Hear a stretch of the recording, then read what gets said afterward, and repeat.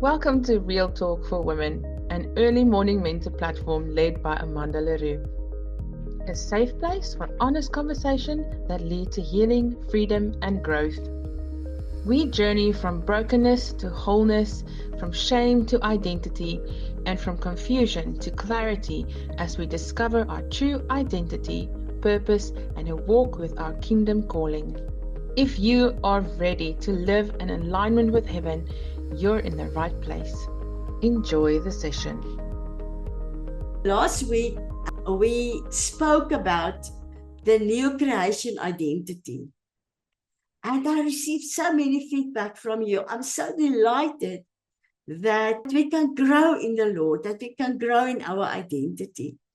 And today is even one step forward where we want to establish relational identity. And it's important that we understand there is our creation identity. We were created according to the image and likeness of God. And Jesus redeemed that on the cross, fully redeemed that on the cross. But there's also a relational identity. And it's important that both of those aspects of our walk with God is fully established, that we will receive by faith our creation identity, our new identity as a new creation in Jesus Christ. But today we want to establish our relational identity, specifically with the Father. We have relationship with the Father. We cultivate that relationship. And it's something that from very young, the Lord taught me to jump onto his lap. Not disrespectfully, but with reverence. A place where I can hide, a place where I can run to, a place where I can find comfort, a place where I can, when I'm afraid, I can grab hold of Dad's ankles and his feet. And I've done that so many times. And then we cultivate a relationship with Jesus, our Savior, our oldest brother, the firstborn in the kingdom of God. And we identify with him, who he is, his characteristics, how he treated people, how he lived life on earth. And we identify with him through relationship. And the relationship empowers us to start to walk in the footsteps of Jesus. So if we only know them as far away up there, then we are still struggling with our relational identity. But once we receive by faith that Holy Spirit has renewed my spirit. So my spirit is inhabited by Holy Spirit, and Jesus is in me. And because he's in me, and he and the Father is one, the Father is in me. So I am, my temple hosts the Trinity. And it's through relationship with the Trinity that I grow in my relational identity. And we will see more, but one thing I want to tell you, that authority is activated by obedience. Obedience is activated by relational identity, where I identify through relationship with the Trinity. And my desire becomes to fulfill the will of the Father. My desire is to hear his voice and to respond to his voice, to hearken to his voice. So we need to understand the difference between an orphan mindset and the mindset of a son. And we all know that is the mind of Christ. We have done that so many times. the mind of Christ we need to cultivate.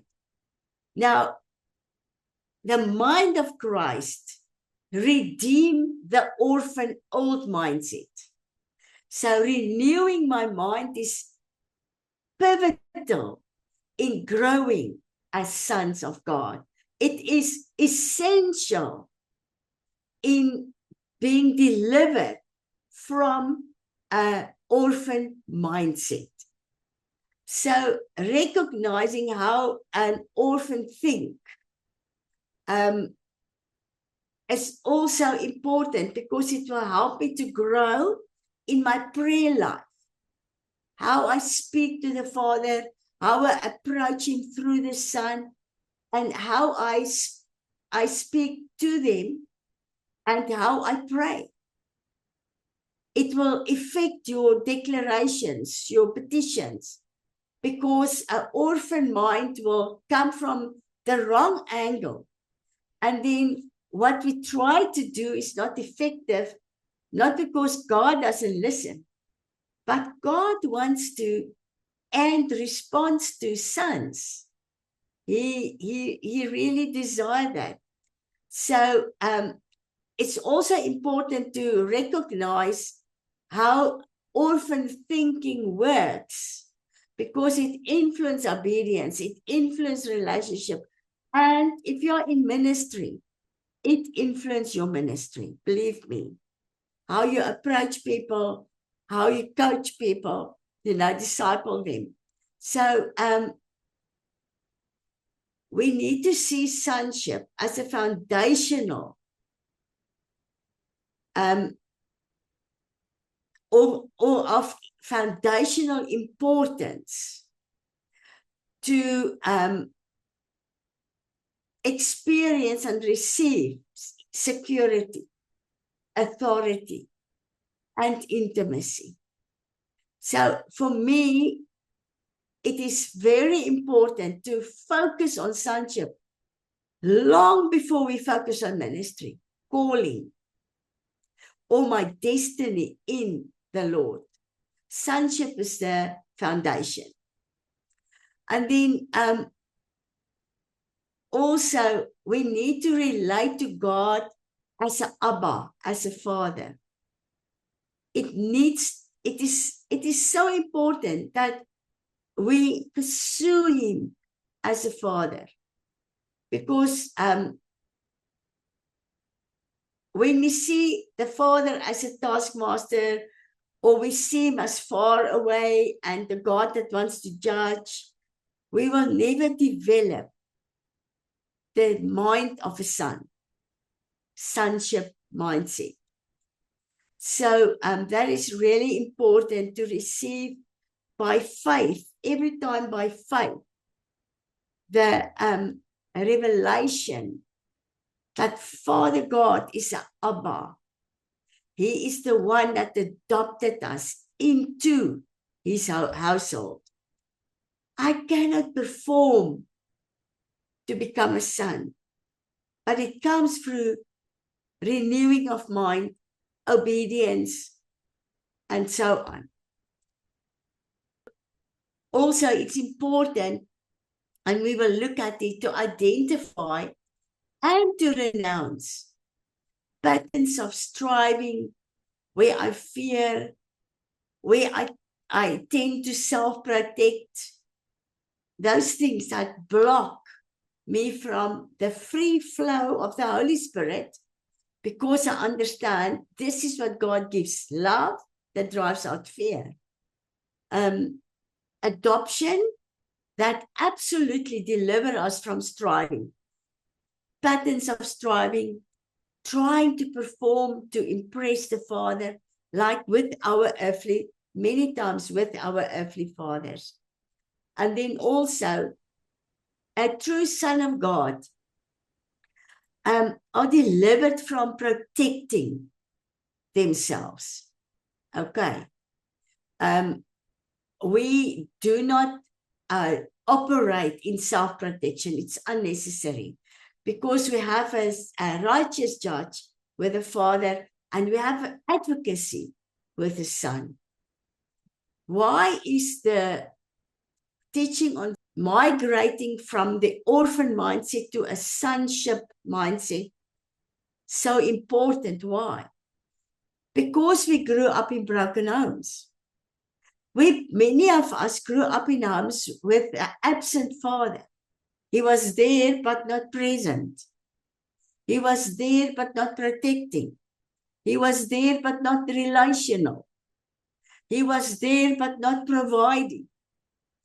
Well, this is everything that the Father is. So we need actually to reparent our hearts through the truth of the Word of God.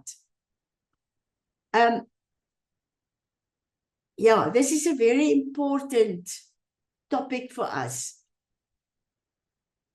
And also to identify with the spirit of adoption, to identify with the,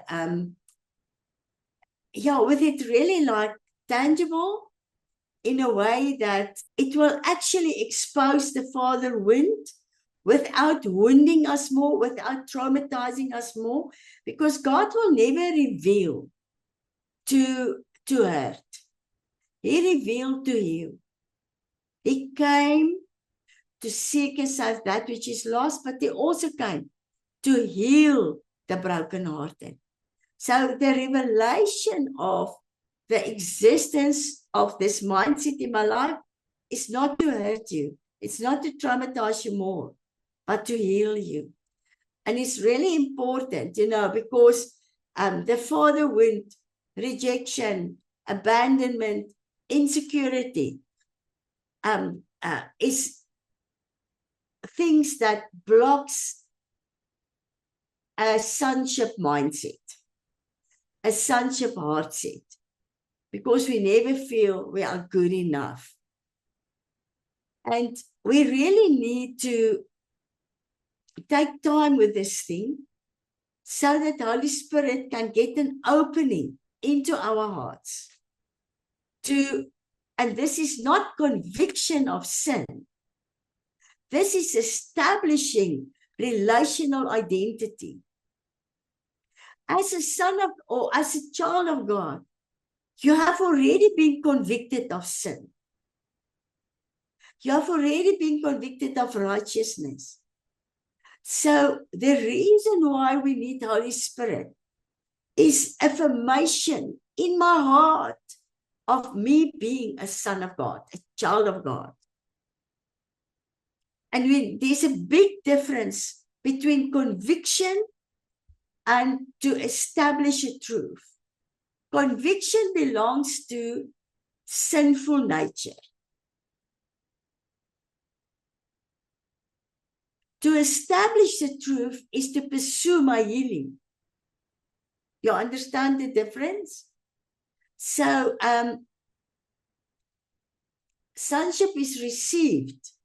We cannot come with demanding to be a son or declaring, unless I came to a point where I received my adoption by faith, and therefore my sonship by faith.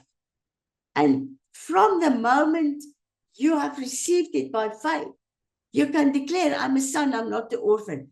I'm a son, I'm not abandoned. Or whatever it is that you have to fight away from you. And we do that through revelation knowledge and being positioned in the Lord as a son. Obviously, we need to know that the Word of God says in Matthew 5 that the peacemakers are called sons of God. So sonship is also to identify fully with the character of Christ, the mannerisms of Christ, his lifestyle. And as a peacemaker, as the chief peacemaker, Jesus gave us the wonderful privilege to become a son of God the moment we pursue reconciliation. To be peacemakers, not peacekeepers. There's a difference. So, what is our key scriptures for this morning? Romans 8, verse 15 to 17. For you did not receive the spirit of slavery to fall back into fear, but you have received the spirit of adoption as sons, by whom we cry, Abba, Father. This is just a portion from Romans 8, verse 15 to 17. Then Galatians 4, verse 6 to 7. Because you are sons, God has sent the Spirit of His Son into our hearts, crying, Abba, Father.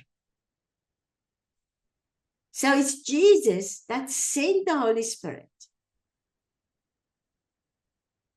into our hearts, the Spirit of the Son. So sonship is connected to the Spirit of a Son. Who is the Son? And all is in capital. It is the Spirit of Christ in me that calls out, Abba, Father. So the more I release the orphan, the more I release rejection, the more I release woundedness, the more I release trauma. And whatever else could keep me bound to this orphan mindset, the more the Spirit of the Son will manifest in me and through me, driving out everything so I can call out Abba, Father. And then also 1 John 3:1. See what kind of love the Father has given us, that we should be called children of God. And so we are. So I've done a study previously on the word sonship and children of God. It's actually in the Greek is exactly the same word. It's not just been translated different in different portions of the word of God. But it speaks of sonship. So being a child of God means I'm a son of God. This is God's heartbeat. And then there's supporting scriptures for what we are teaching this morning. In John 3:35, the word of God says, the Father loves the Son and has given all things into His hand. Right? That's why we become co-heirs with Christ, because He loves His sons, spiritual sons. So we say sons and daughters, but in the spirit, there's no gender. That's what the word says. That's why we as women are free to minister in the way that God has called us to minister. Without trying to prove ourselves all the time, without trying to prove that you are undercovering, without trying to prove. No performance there. Because the Lord removed in the spirit realm gender. So when you are led by the Holy Spirit, you are a son. When you are a peacemaker, you are a son. When you receive the Spirit of the Son, you cry out, Abba, Father, from a relational identity place. Galatians 4:1-3, and the core party is the heir. As long as he is a child, is no different from a slave. So if we stay children in the Spirit, though we are heirs with Christ, we are not different from slaves. This is what the word says. That's why maturing in the Spirit is so important. Maturing comes through relationship. Relationship, when there's relationship, I would want to study who Jesus is. I want to know Him. I want to study who the Father is. I want to know him. I want to study who Holy Spirit is. I need him. He's been given as a helper. So he's my Ezer. The Holy Spirit is my Ezer. The way that you are your husband's Ezer, your husband's helper. And the Holy Spirit is our helper. So John 1:12 says, as many as receive him, he gave the right to become children of God or sons of God. As many as receive him. So there's a right. But that right is not automatic, sissies. We need to grab hold of it by faith and by maturing in the Lord. What we spoke about now. So Romans 8:16 says, the Spirit himself bears witness with our spirit that we are children of God. That's why I think it's in verse 14 where it says, those who are led by the Spirit are called sons of God. This is so powerful. It's one of the most important studies to do. It's one of the most important revelations because we cannot represent Jesus, the Son of God on earth, if we do not fully, okay, and accurately, if we do not grow from our baby shoes, migrate from drinking milk all the time to eating meat, to knowing who he is, to understanding who he is. It's important. So, orphanhood is a mindset, all right? We sometimes speak of an orphan spirit because Satan likes to, bind people. It's his work. Out of that place of jealousy and envy towards us, because we took the same place he had in heaven. But it's a mindset. And when we renew our minds, whatever attached to us must go. Hallelujah. So orphanhood is a mindset. It doesn't come from your background. Being a real orphan. So it's a mindset, it's spiritual. So orphanhood is not about lacking parents. It is about lacking a sense of security in love. So it's the absence from security in love that activates an orphan mindset. When we do not experience God truly as love, the core of God as love, the core of Jesus as love, love embodied. That's who Jesus is. So what is the signs? I'm just going to give 4 or 5 signs of an orphan mindset, okay? Fear of rejection. Striving for approval. Where we want to impress people, where we want to do more than necessary because we want to be seen, accepted, affirmed. So striving for approval. Performance-based identity. And how do we know that there is striving for approval or performance-based identity? It is when people compliment me and the compliment empowers me. It is my sonship and my relational identity that should empower me. It is good to affirm. It is good to compliment. So for me to say to Celia or to whoever, Marika or whoever, you have done well. That's good. But if Celia or Marika or whoever respond with, it empowers her. It makes her feel worthy. Then there's still an orphan mindset. Our worth does not come from how we do on earth. Our worth comes from what Jesus did on the cross of Calvary. And on this point, what I've learned in my life, because I had a I was bound by an orphan mindset. I really needed the Lord to reveal his love to me so that I could receive deliverance from this orphan mindset.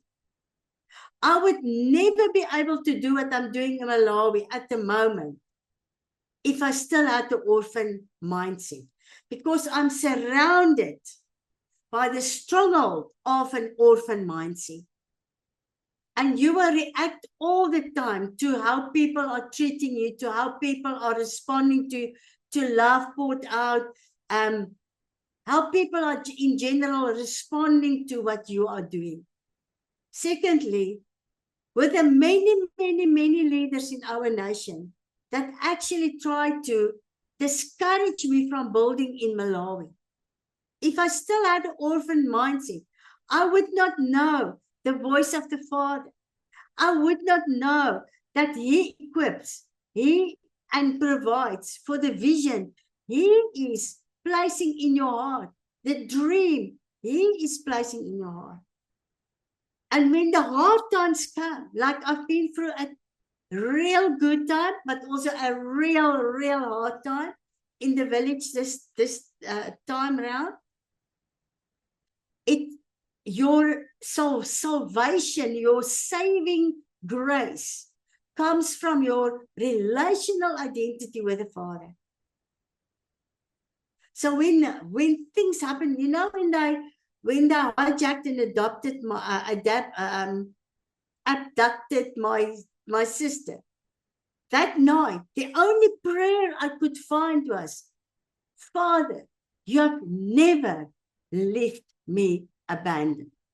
You will not do that to my sister. And for about 20, 30 minutes, I couldn't pray anything else but, Abba, Father, you promise you will not leave us and forsake us. You have never done this. My specific prayer was, you have never done it. Even in the wildest times of my life, even in the most broken times of my life, you haven't left me. You are always there.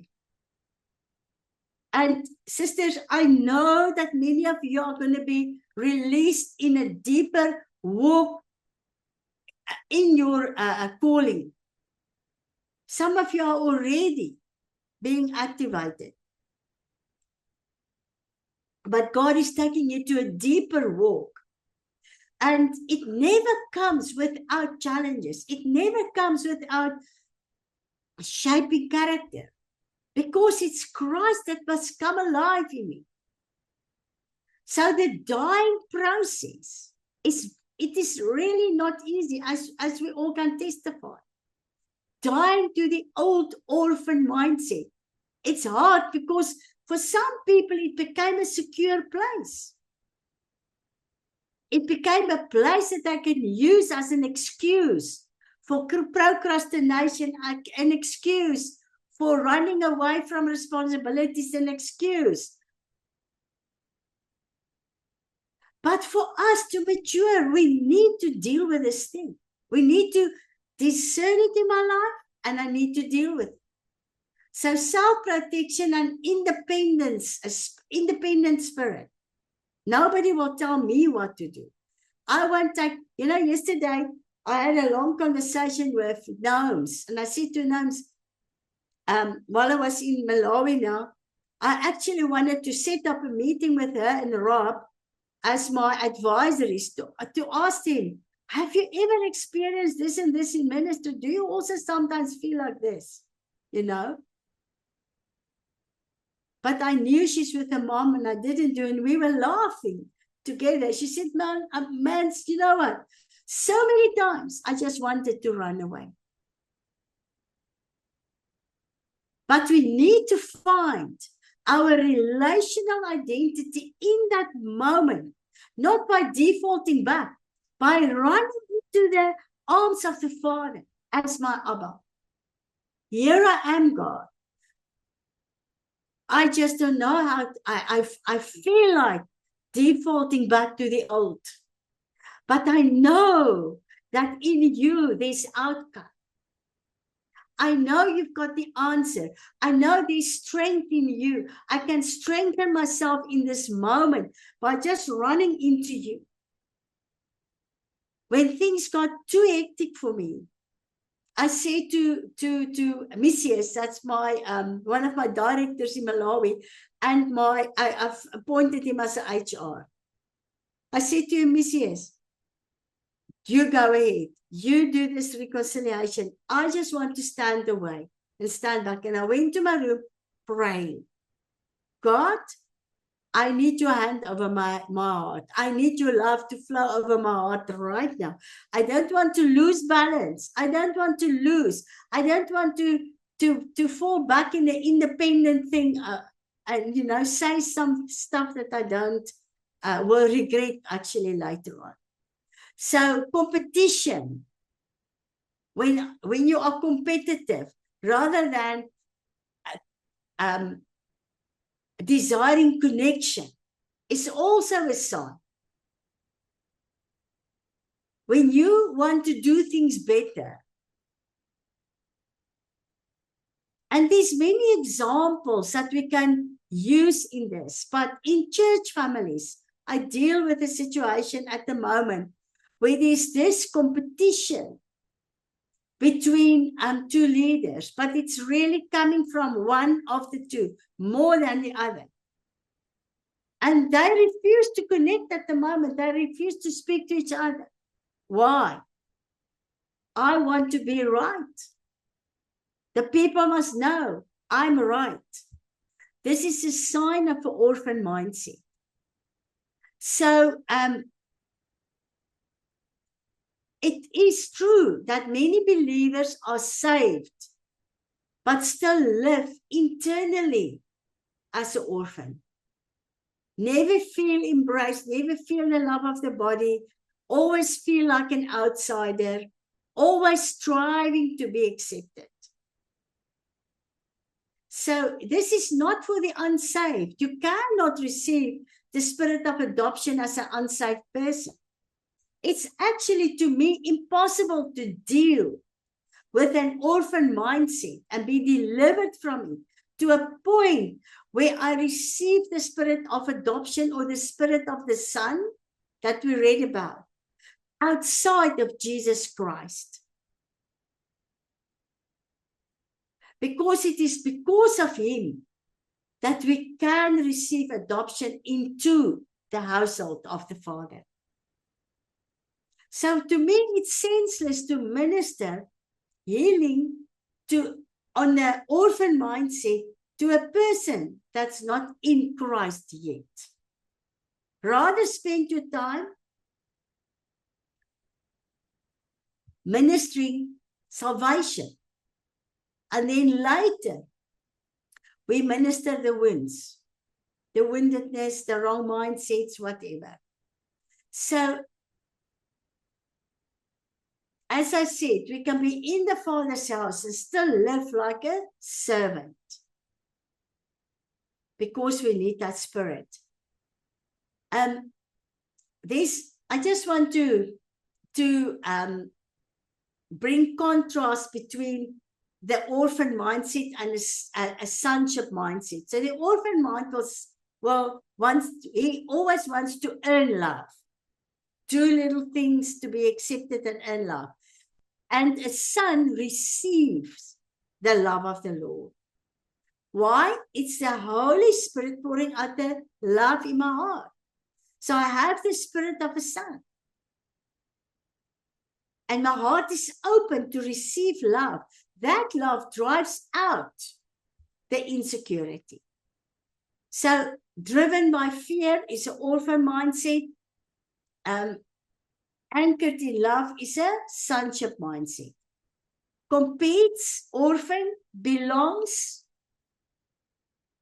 sonship.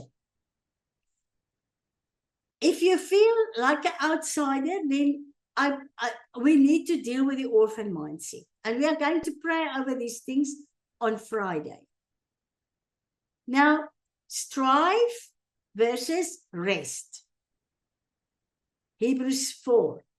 To live from a place of rest is the place or the posture of a son. To strive reveals the mindset of an orphan.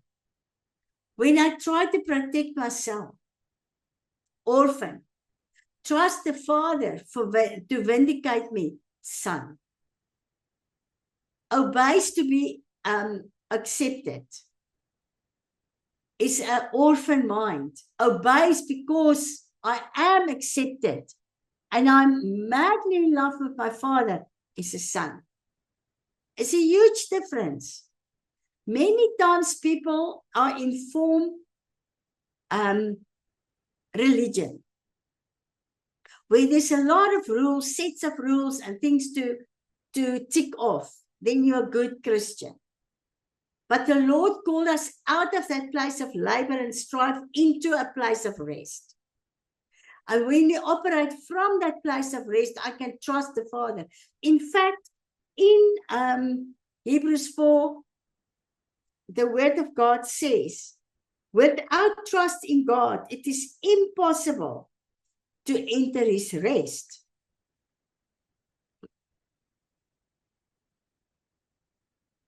Ek wil net vir julle daai skrifgie gee.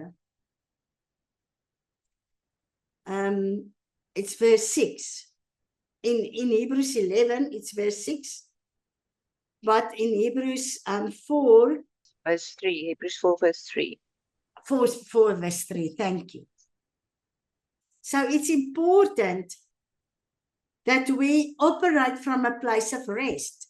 But I cannot operate from a place of rest if I don't trust God, if I lost my trust in him.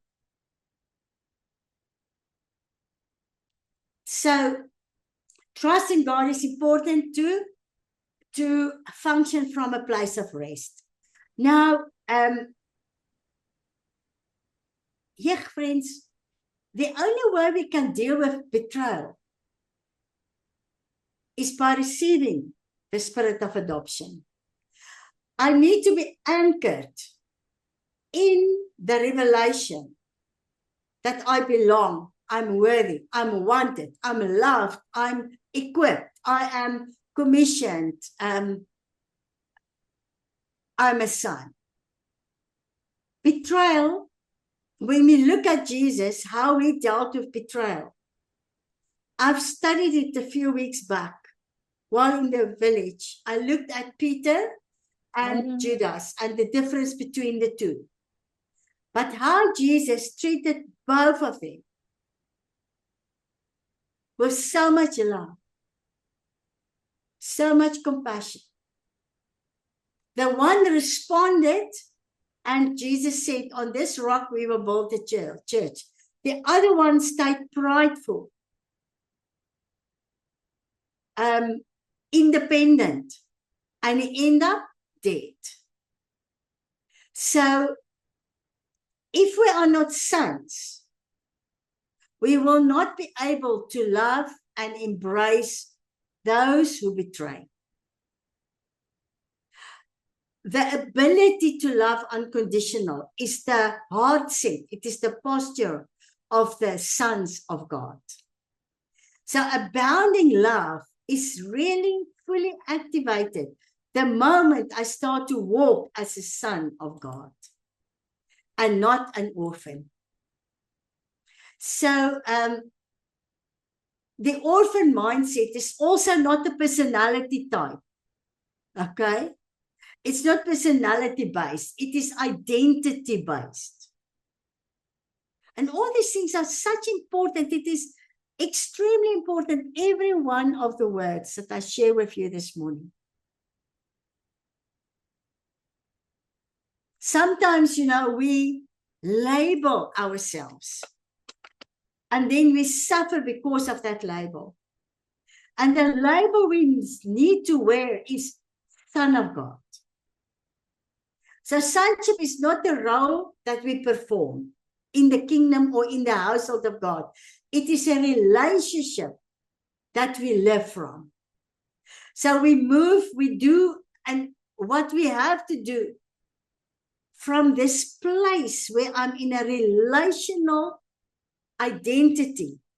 I'm living from a relational identity. I identify with the Son of God. I identify with the cross with of Calvary. I identify with the resurrection power. I identify relationally with my position in heaven. So it's not a role, it's not a function.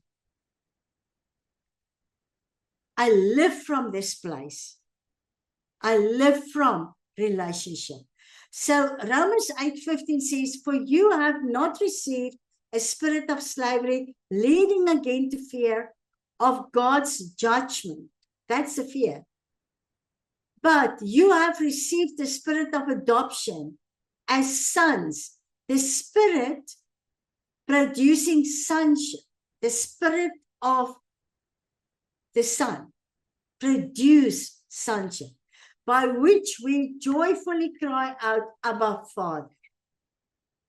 Now, in the Aramaic, when you look in the Amplified Bible, that Abba, Father, the footnote says, an Aramaic word used by young children, Abba, Father, is an Aramaic word used by young children when addressing their fathers, but not used by Jews in prayer because it implies a sense of familiarity. Jesus' use of this word emphasizes his father-son relationship with God. So we need to receive the spirit of adoption to call out Abba. And why will we call out Abba? It's one of my most favorite names for God, or ways to speak to him. It's because when it finally becomes a natural thing to call the Father Abba, it shows the father-son relationship. I have migrated away from inferiority and whatever else labeled me, nakedness, shame, whatever, into a relationship with my Father in heaven. And that's why he is my Abba. So the Jews can still not call him Abba because the spirit of adoption came through Jesus. That's why that scripture said the spirit of the Son. They cannot call him Abba because they are not in a relationship with him from a point of redemption. They are in a religious relationship. They still need to see him for who he fully is. Although they are so dedicated, although they are keeping every feast and try to keep every law, only those in Christ can call out Abba. We are so privileged, really. Sure. Sonship is imparted and affirmed by the Holy Spirit, okay? That's why it is the spirit of adoption. So adoption is not symbolic. It is a spiritual reality. It is a position in the spirit. So it is relational, but it's a spiritual reality. It's the truth. It is my position. And the Holy Spirit causes us to cry, Abba. The moment that I transition from using only the word God to Abba, there's a dimension of intimacy that replaces formality. So intimacy replaces religion. Intimacy develops as my relationship develops. So fear-based relating is replaced by love-based confidence. I'm confident God will provide all I need to build, to fulfill his dream for Malawi. In your case, it's Rena with her ministry. It is Celia with her ministry, Dino, Rihanna Duran, it is Kiki, it is Lenai. Provision is activated by a revelation of my of sonship.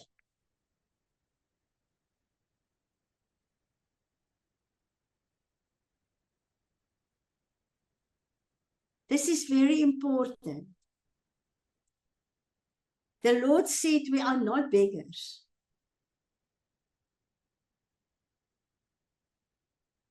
So our faith grows deeper, wider, bigger, like a mustard seed tree, when we start to walk with God as sons. There's capacity building with sonship. Now I'm using this word, I don't know why Holy Spirit is giving me the word capacity building, but it's a buzzword these days. Okay? So we need to build capacity in the spirit. Our spirit man and the spiritual capacity to receive must grow. It's important. And sonship is what help us to grow. Sonship is revealed inwardly. Sonship is a hard thing. It is not understood mentally. Can we just stop here? Just open your arms and say, Abba Father, I open my heart wide today. I want a deeper understanding of my relational identity in you. I want to truly, with absolute confidence and absolute freedom, call out to you this morning as Abba. Thank you, Lord, for adopting me, for delivering me from the world and the dark place I came from, right into your presence, tearing up my old identity, blotting it out with the blood of the Lamb, creating in me the supernatural new identity, the new creation you made me to be. Giving me the ability, all the equipment in the Word of God, everything I need to grow in maturity. This morning, Lord, I call out to you as Abba Father. Thank you for the Son. Thank you for the full price, Lord. Thank you that you remove all insecurity, all unworthiness, all the shame, loneliness, abandonment. Far from me.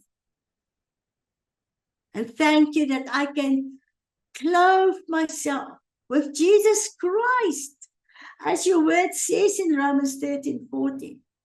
Thank you that the garment that I'm wearing is eternal. It's not made with material or with linen that can rot, that the moth can destroy. But it's Jesus Christ, my garment, my mantle, my everything. Thank you that you help me, Lord, to transition from the old, where we had to labor, where we had to keep all those laws and all those things, Lord, right into the new, where I can live from a relationship with Jesus, walk with him as a co-heir, walk with the Father as a son. Lord, I pray that you remove every brain block right now. I pray that you remove every hindrance right now. I pray that every trauma block fall to the ground under the love and the truth of the word of God. You will know the truth, and the truth will set you free. And this morning, Lord, I see many like little birds flying out of their nests. Thank you. You're giving my sisters wings this morning, Lord.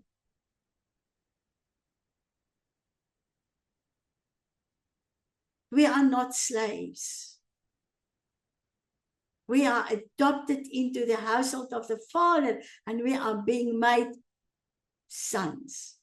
Thank you, Lord. Thank you. Lord, thank you that I don't need to argue myself into sonship this morning.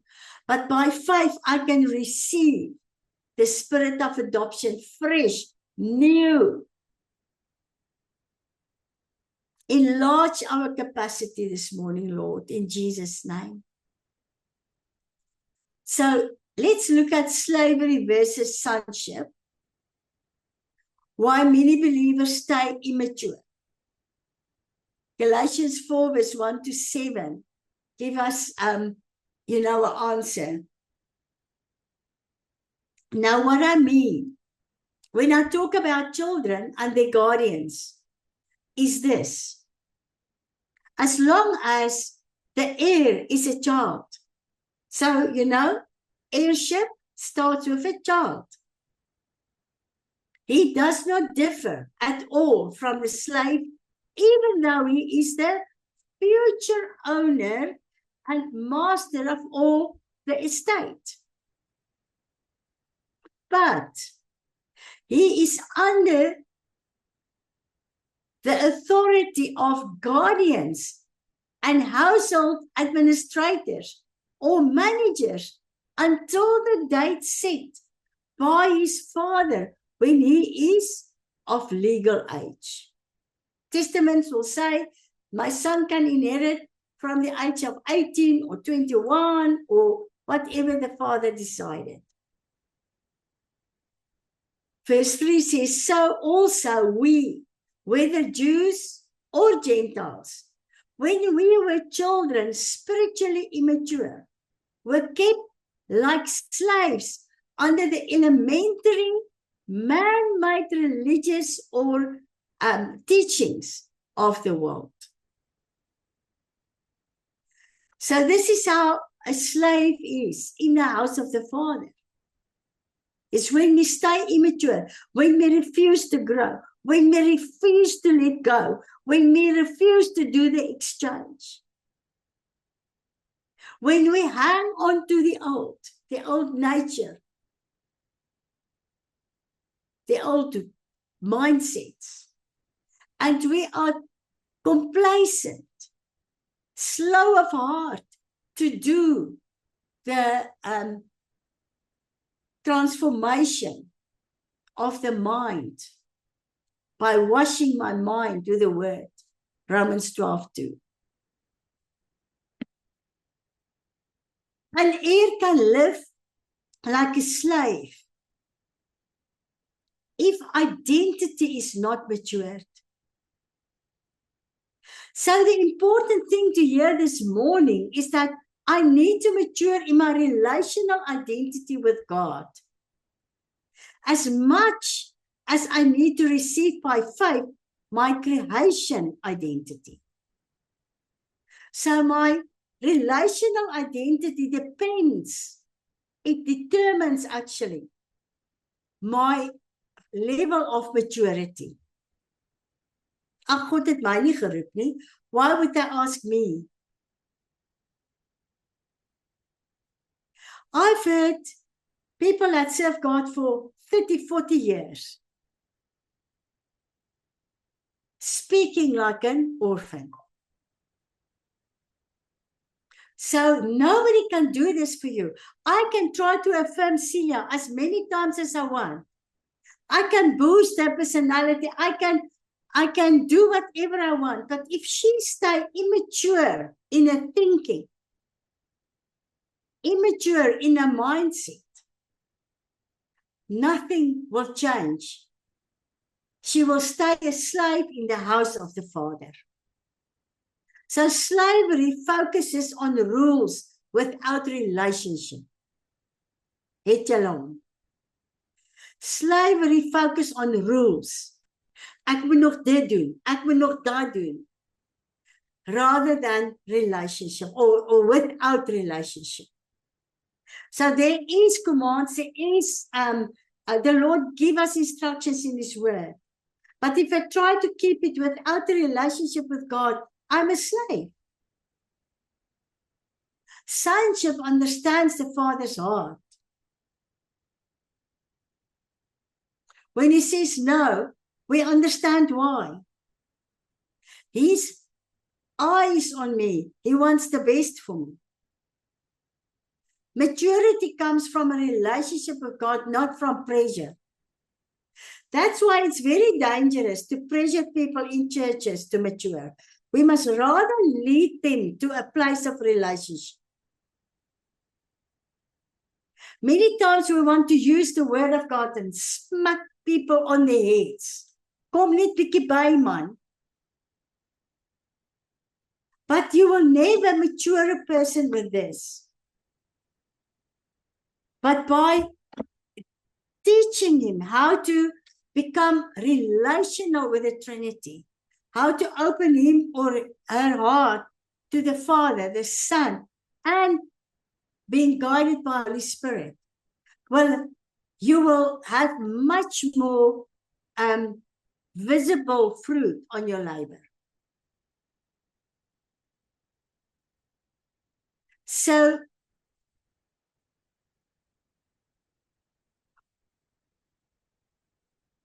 we obey because we love the Father. We obey because we are in a relationship with Him. Relationship will lead to deeper dimensions of obedience. It's just what it is. So we need to understand the source of obedience. Am I obeying from a place of performance, or am I obeying from a place of relationship? It's better to leave everything and reconnect my heart to the heart of the Father, to the heart of the Son, and build a relationship than to run like a horse from it with soul power. Works, works, works. So the Father revealed, He is revealed through the Son.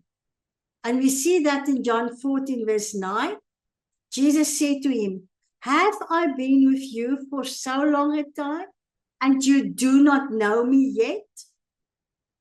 Philip, nor recognize clearly who I am. Jesus speaking to Philip. Anyone who has seen me has seen the Father. How can you say, show us the Father? So Jesus is the image and likeness as Son of the Father. When we see Jesus, we see the Father. When we see the Son, we see the Father. And exactly the same with us. John 3:35. John 3:35 says, the Father loves the Son and has given and entrusted all things into His hand. And Jesus commissioned us. As the Father has sent me, I sent you. So Jesus reveals what the Father is like. That's why it's important to study the life of Jesus. The Father delights in the Son.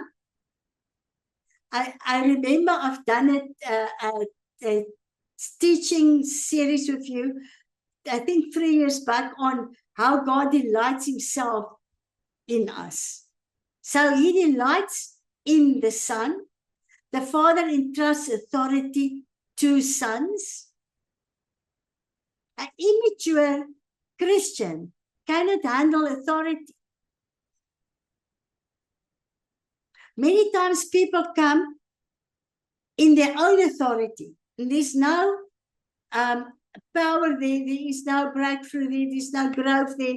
There's nothing in my own authority. But when I start to understand as a mature son, I'm nothing. He's everything. My authority is nothing. But he's moved mountains. His authority healed the sick. His authority make the lame walk. His authority multiply.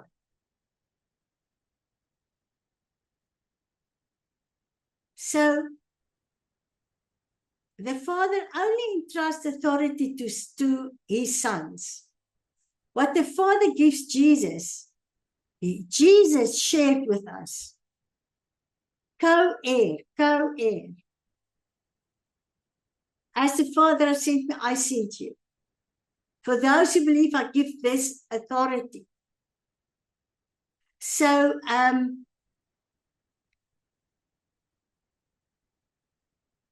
many people cannot relate to God's fatherhood because of the fatherhood in their lives. So it's important to deal with the fatherhood. He is the standard for fatherhood. If we want to know how to father, look at the Father. What did he give? How does he do it? So I said authority flows natural from sonship. So if you feel powerless, if you always feel, no, let's go get Salina to pray, or Estelle to pray, or Franzel to pray, or Celia to pray, or Teresa to pray. If we always feel we need to call in somebody, I can guarantee you there's a problem with your relational identity. Because each one of us have been commissioned. Each one of us can be doing mighty exploits for the Lord. In fact, that scripture in Daniel 11:32b says, those who know their God will do mighty exploits for him. So if you are insecure praying for people, you have a problem with knowing your God, knowing your Father. Sons inherit, servants are assigned. Servants will never inherit, but sons will. Sons steward, orphans compete.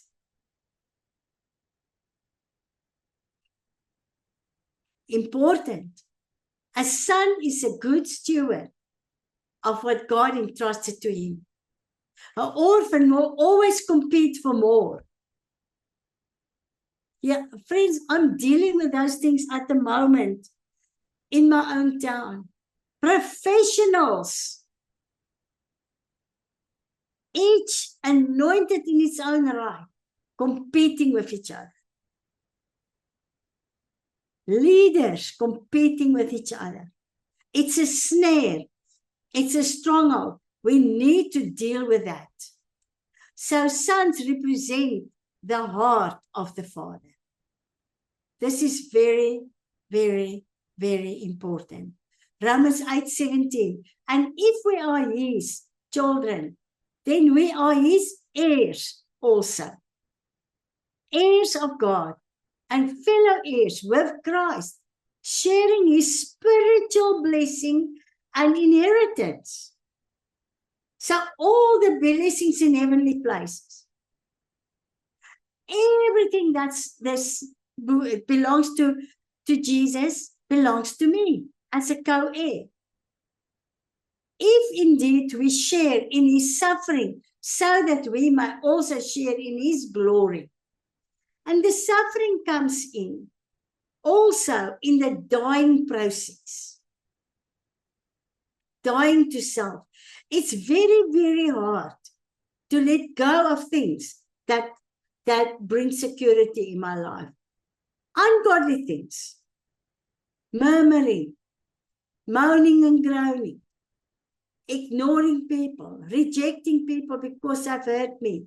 There's so many examples we can use. So John 20:21 is all of you know, my favorite scripture. Then Jesus said to them again, peace to you. As the Father has sent me, I also sent you as my representatives. So as sons, I can finally call you a representative. As a mature son, I know you will present me well. You will not tell people anything about me, or I will do this to them. That's wrong. You will represent me well. How many times do we portray God or Jesus to our children as God gaan jou straf? Of is dit net in my kringe?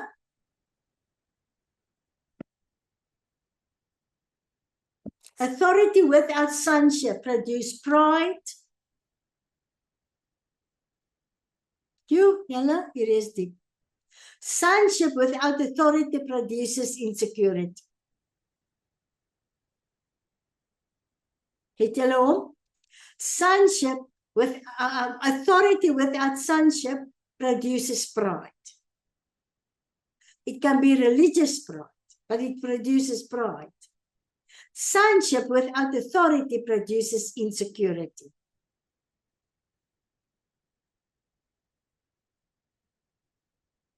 We need to pray over this. So, what is the common misunderstandings in the kingdom? What is there? Many times you hear people say, and I've heard prophets, people calling themselves prophets, say this. Sonship removes discipline. Just on this note, I've heard a very well-known preacher in this nation say, you have to open your third eye. Friends, I'm telling you, that's occult. That's deep deception. Please. So, sonship does not remove discipline. Sons are disciplined because they are loved. Hebrews 12, verse 6. I'm going to read in the Passion. For the Lord's training of your life is the evidence of his faithful love. And when he draws you in himself, it proves you are his delightful child. And when he draws you to himself by pruning, by discipline, it proves you are his delightful child. You are his son. It's amazing. Amazing that preachers can preach. We are free from discipline. Another lie is sons makes obedience optional. Because we are free. Sons obey from love, not obligation. We obey because we love the Father. We revere the Father. We want to please the Father.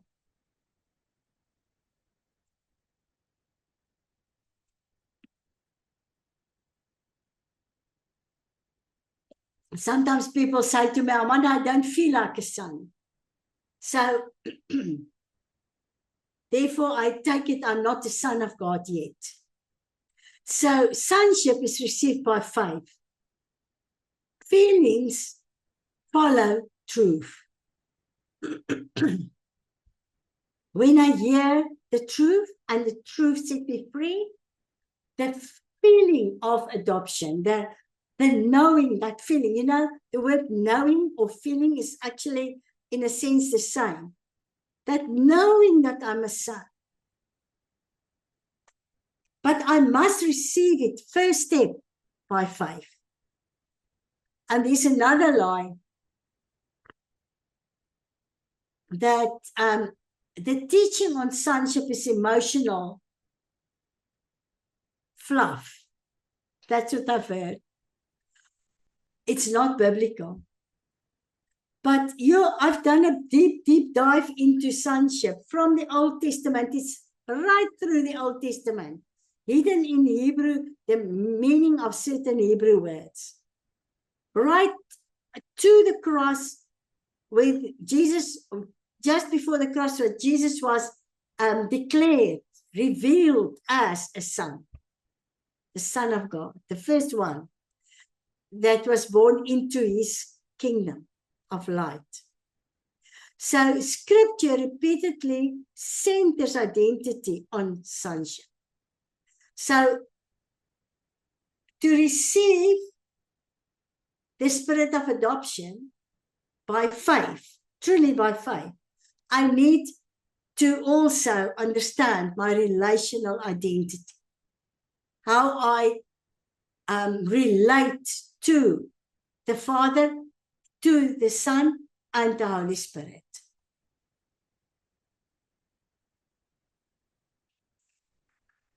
I've looked at, the Lord just gave me random things to compare. The past 6-7 days, random, please, he said to me, look at Adam, Joseph, the prodigal, and the bride. Look at the different coverings, the clothing. And the one thing that struck me, God gave Adam, after he tried to cover them with fig leaves, a skin. Came from the sacrifice. I believe the first sacrifice that was made in the Garden of Eden. Then to Joseph, he also gave a multicolored coat. He was stripped from that, but his desire to please the Father empowered him to keep his purity and his innocence when Pharaoh's wife came. And he was not reinstated, but restored. It's material. The prodigal squandered everything. He came back, repented, and he received a brand new garment or covering or attire. But Jesus himself,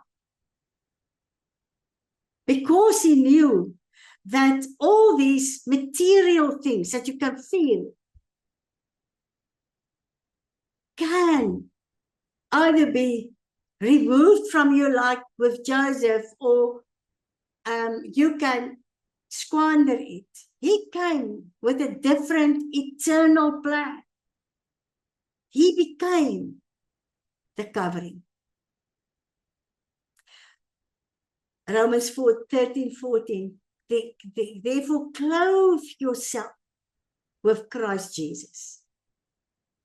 So our eternal clothing is Christ.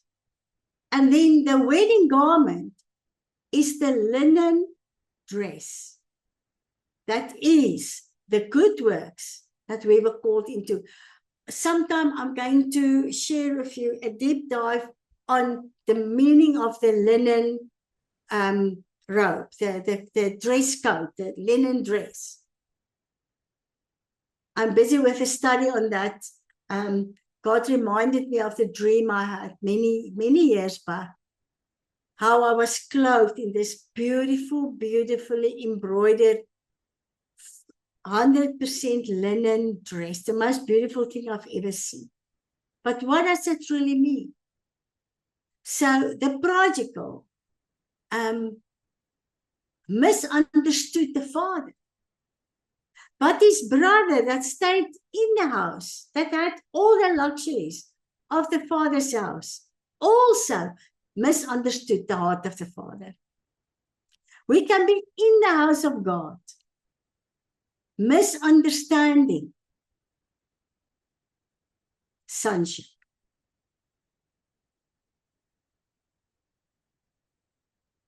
trying to default back to performance.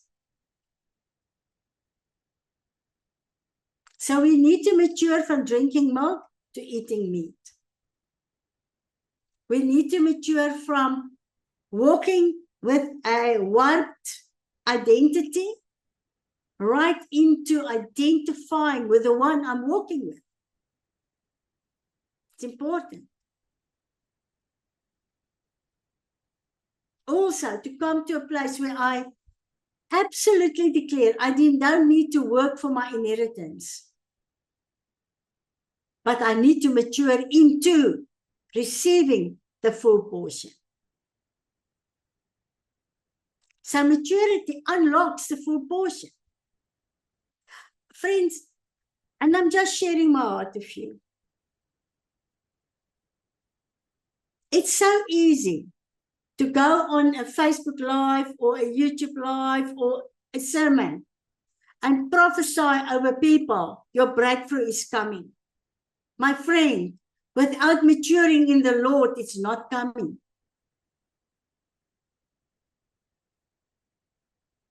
Authority cannot be transferred. I had a person that came to me and said to me, give me the authority you have. In other words, what this person is saying, give me the relationship you have with the Father. Give me all the times you were obedient out of love to the Father and grew in maturity, therefore grew in authority. There's certain things that's unbiblical, according to my understanding. There's only one mantle, one cloak, one covering in the New Testament that I can pursue. And that is to be clothed with Jesus Christ. We are misled and therefore we are powerless because we want all these funny, airy-fairy things without relationship. And therefore we cannot do the good works that Jesus called us that will become our beautiful wedding dress one day at the feast. We are not going to get that. We're standing in big groups and reaching out to a mantle that we don't even know that person's life, but we want the mantle. Instead of wanting Jesus more than the mantle. Promotion comes from Jesus Christ himself. The word says self-promotion equals the spirit of Lucifer. He tried to lift him up and he fell. Sonship is the key that unlocks many doors. If you long for a breakthrough, go and sit at the feet of Jesus Christ. And Jesus, here I am. What on me doesn't look like you? I had a real challenges with him. To be real with you, I'm extremely allergic to nicotine. In fact, the medical doctors that did the DNA test to see what is going on said to me, Amanda, don't even be in the presence of people smoking. And the people that know me know that. We don't have a lot of smokers in our family, praise God. Thank you, Jesus, for delivering us. But I had to sit for 6-7 hours in a room where one person, a chain smoker is, and this is where this is coming from. And I came from that place really angry. And I said, God, what is love? What is love? How does love look? And the Lord just softly, lovingly took me by hand to a place where I could repent. And say, this anger is not righteous anger. This anger is not Holy Spirit inspired. this anger will get me in trouble. And it did. And when I repented, I immediately started to feel better. So to come to a close, because we are on the end of the day, there's a few questions. In which situation do I relate to God? As a servant rather than a son or daughter?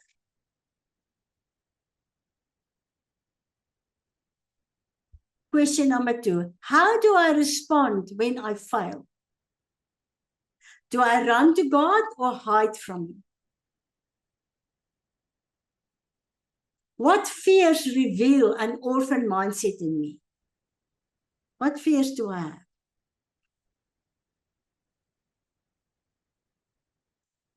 How has my view of earthly fathers affected my view of God?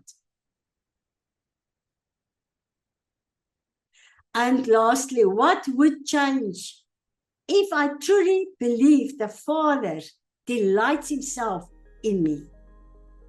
What would change? So I think it's very good for us to go and meditate on the questions in the presence of Holy Spirit. Not to condemn, but to help us grow and mature in the Lord. Amen? If this teaching touched your heart or spoke into your life, please subscribe to the channel, like this video, and share it with someone who may need encouragement today. If you would like to connect or have questions, feel free to email me at amanda@arialaministries.org.za. You can also visit our website at www.arialaministries.org.za and www.restoringhopeafrica.org. You can find me on Facebook at Amanda Leroux. Thank you for walking this journey with us. Remember, healing is possible, purpose is real, and your story is not finished.